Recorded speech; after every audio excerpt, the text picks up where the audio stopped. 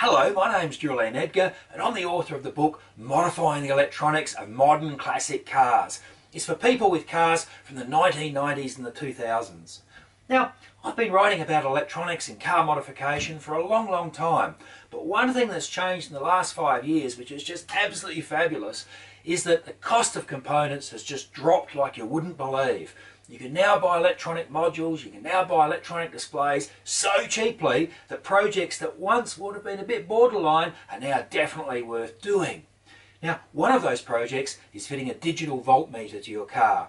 It's really easy, just 2 wires to connect, it's really cheap, and especially if you have a car that you're not driving every day, it allows you to check on the voltage of the battery with just one press of a button. Really easy and really convenient.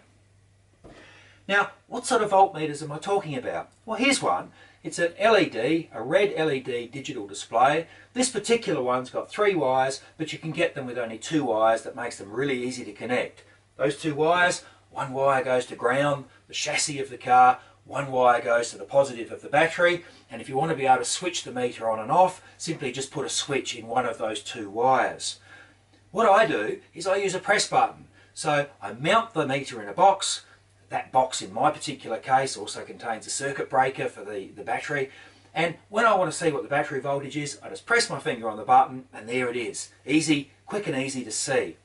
Now, you can also buy battery voltmeters which are waterproof. So here's an example of a waterproof one, and this one's really easy because it fits just into a round hole, so it makes it really easy to fit it, much easier and quicker than having to make a square or rectangular hole.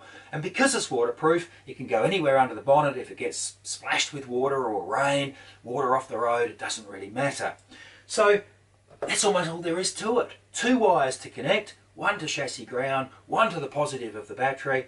You might want to put a fuse in that circuit, but probably don't even need to do that, and a press button so that you can turn it on and see what the battery voltage is at any time that you want.